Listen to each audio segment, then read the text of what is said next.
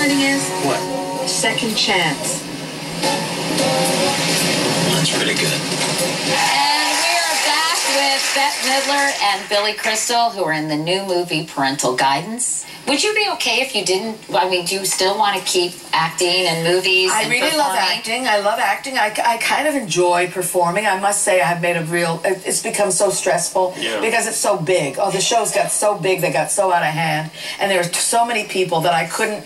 I would find myself being the producer. So and why that's so hard. Why don't you go out with like just a good trio? A trio? And just sing. Well, I intend to go out with just my guitar. I don't even want to be bothered with those musicians anymore. I don't think we can wait that long. Oh, you got that right. No, because we want to see you. Has it been hard for both of you? You know, we read so much and hear so much about aging in Hollywood. And you know, I was reading some article in Deadline Hollywood about that was sort of... You read Deadline Hollywood? Well, someone sent it to me. I don't. Sometimes I do, but I was interested in kind of aging and sort of doing a show on aging, and they were talking about Barbra Streisand in a poster for The Guilt Trip with Seth Rogen and the fact that she had been photoshopped and, you know, all that.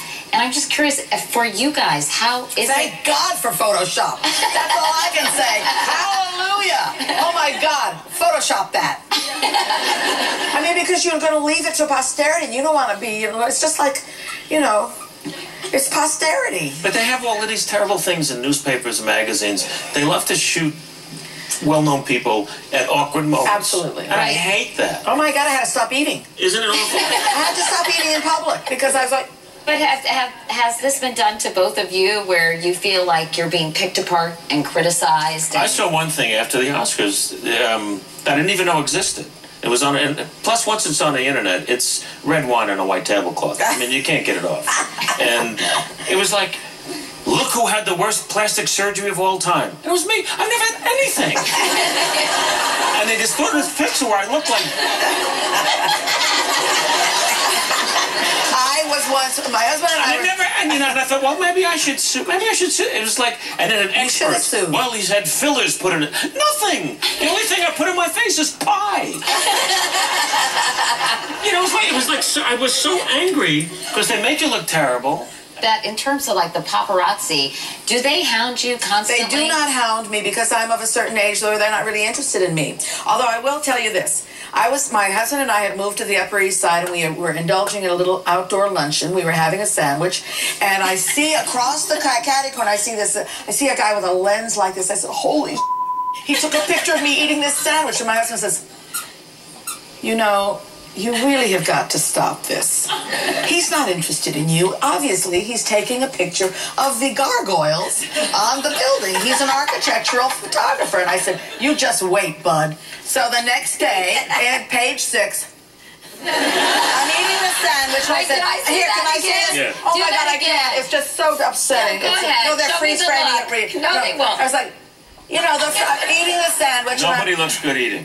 One of my favorite moments from the Tonight Show with Johnny Carson was when you sang him off the air. I think his second to the last show, his last show with guests, and you sang "One for My Baby, One More for the Road." That's the highlight. I was going to say, the highlight. There's a shot of from behind Johnny, and you never saw behind the desk ever. There's a shot from behind the desk of him very wistful and watching Bette, who was sitting alongside. It was so magical. Yeah. It was a magical night. And you made him cry. I did, but he made me cry, you know. That was quite an evening. What an honor to be asked to do that. A huge honor, and you know, it's so funny. As the years have gone by, it's only grown in my mind and in my, I mean, because at the time I said, don't think about it, just do the work. And I didn't think about it. I didn't, you know, I didn't judge it, I didn't do anything, I just did it.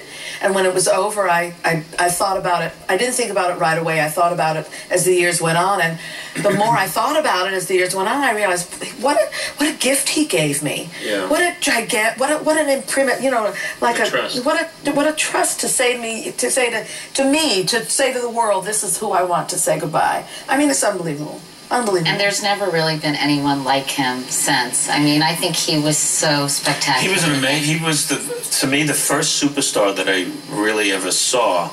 And when I did my first show, he called me over to the couch.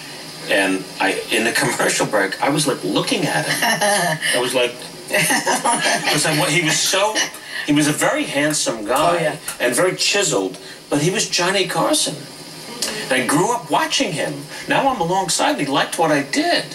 He was really astounding. And for me, it's similarly with Johnny. After the morning of one of the Oscars, after the next morning, the phone rings at 9:30, and my assistant goes, "Johnny Carson's on the phone." Seriously? And "Hey kid, how you doing? Just want to tell you." And he went on and on how much he liked the show, and I bawled like a baby. Aww. Because it was like getting anointed by the king saying, "I like what you did." You know, and he was a terrific host of the Oscars as well. But to get that validation and that he wanted to talk to me that's a pretty big thing. When we come back, we're going to actually talk to your co-stars in Parental Guidance, Marissa Tomei and Bailey Madison. Want to watch me drink this?